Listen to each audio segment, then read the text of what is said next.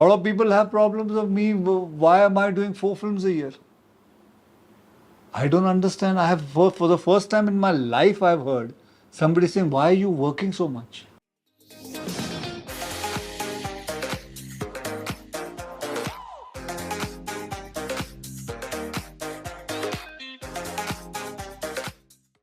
I think it's been 3 years of seeing Akshay Kumar constantly talk about his frustration as audiences have been urging him that possibly the reason for a growing disinterest and hype for his releases is due to the saturation of his appearances in films. It's almost as if, and I'm sure all of you who have seen his work and have loved his performances for so many years want to remind him that nobody discredits his work ethic, but the elements of surprise in his ventures is almost absent now, as we just see versions of Akshay Kumar in films versus an absolute surrender to a new character in a fictional world. With little to no hype for this film, I went in for another Akshay Kumar movie, still with the attitude of looking at the glass half full. I concede such an attitude at this point is optimistic and naive. Sarfira, his newest outing at the movies, is the official remake of the much loved and celebrated Tamil film Soorarai Pottru. The film retains the original director and has Suriya and Jyotika as co-producers as well. The film is based on the inspiring journey of G.R. Gopinath, the founder of Air Deccan, his humble beginnings in his village,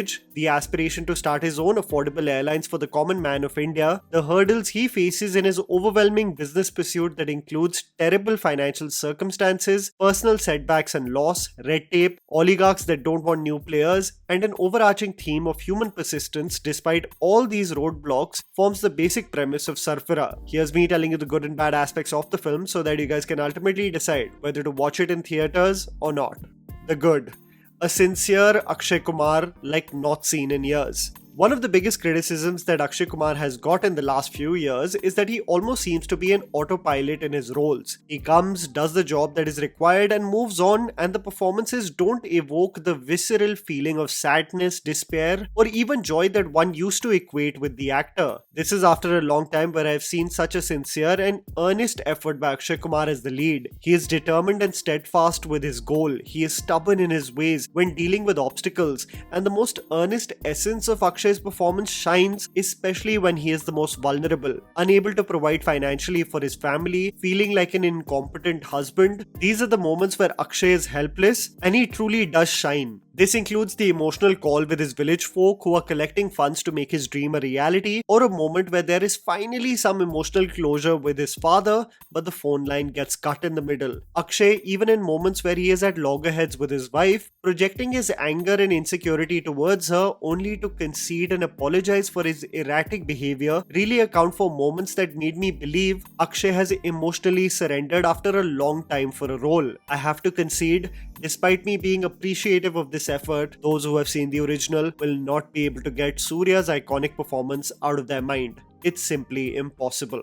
Seema Biswas and themes of the journey. One of the most talented actors, Seema Biswas, is a national treasure. Screw that, she's a national award-winning actress. And while it breaks my heart that her career is now reduced to playing the mother on the big screen, even to actors just 3 years younger than her, she is exceptional in this film. The reprimanding nature of her tone as she sees her son come at her doorstep when it was too late, or the nature with which she urges him to pursue his dream. Seema Biswas really is a gem who should be offered more than the mother prototype in films. The movie, just like the original film, hits the themes that the common man and audience will resonate with. The aspiration of flying, breaking down the class and financial divide through low-cost aviation, those in positions of power that hate outliers who want to shake up the system. All of these themes get explored, especially when Akshay is found dealing with government officials and the main bane to his existence, Paresh Rawal, the CEO of a successful airline company. For those not privy to the story and journey, will share the frustration, the emotional upheavals, the business strategy and anger Akshay's character Veer Matre undergoes, and this allows for the film to slightly benefit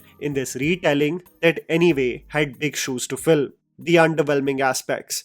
Always a losing battle. I know that movies should be analyzed and judged based on their own merit, and an adaptation or remake should not become a comparative analysis, but I would be lying to you if I said that I was not envisioning every moment of the original film as the screenplay of this Hindi remake progressed. How can I see this movie in isolation when the original film and its moments are so vivid in my memory and left such a lasting impression on me? The film more or less is a scene-to-scene remake of the Tamil film. It makes creative changes which are actually quite baffling. And I can't help but analyze this film by giving kudos to Akshay for his effort, but I just cannot get Suriya and his performance out of my mind. The moment of heartbreak as Suriya enters his household learning about the terrible loss as his mother reprimands him is deeply entrenched in my soul. The helplessness of the man at the airport pleading and begging the public, trying to prove his legitimacy in the armed forces, absolutely broke me. The feeling of vindication as an old woman steps out of his first flight and holds on to his face as tears roll down his face just cannot be forgotten as I sat through this Hindi film. I'm sorry, but we experienced this movie during the pandemic. Even Hindi film viewers who do not venture into watching a lot of films in other languages were witness to its brilliance. So the expectation from them to completely disassociate and be excited for this same retelling is rather far-fetched. I can give credit for the effort and sincerity put in by Akshay Kumar, but this was always a losing battle.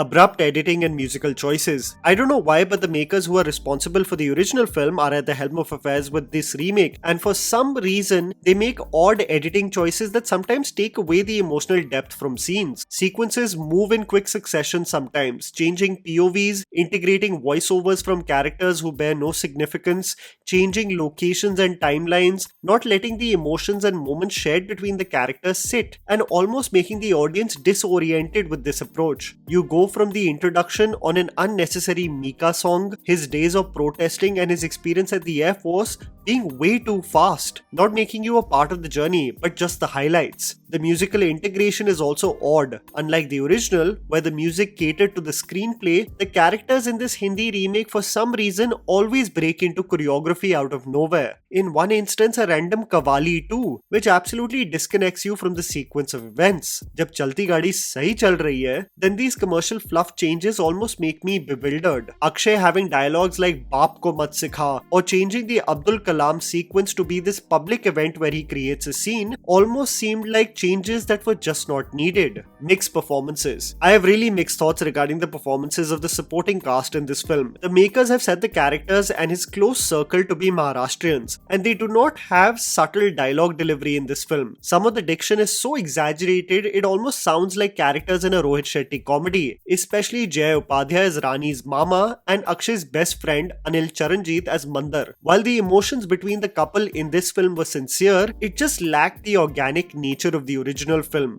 I could not help but feel like Radhika Madan looked like Akshay Kumar's niece in this film. I just could not buy them as romantic partners, even though the makers lazily mention initially that their age gap is huge. The ride-or-die nature of the original dynamic just seems missing here, and I had trouble sometimes even comprehending Radhika's dialogues, who often does not enunciate while delivering them, almost nonchalantly saying something and you have to do a double take on what she said. This probably was her means to hit home the liberal and driven girl trope, but it's led to many of her performances becoming rather one-tone. The tough reality check. This is what I as a film viewer just want to request an actor like Akshay Kumar, who has had so many decades of experience. I am nobody, a regular creator who just wants to share my joy for films week in and week out. And I'm sure so do all of you who love escaping every weekend to different fictional worlds, sometimes real too. It's heartbreaking to see the absolute lack of hype for an Akshay Kumar film, especially when you put into context what an active part of our childhood he has been. This followed by the golden run that he had just before the pandemic just makes me believe that a break momentarily, of course,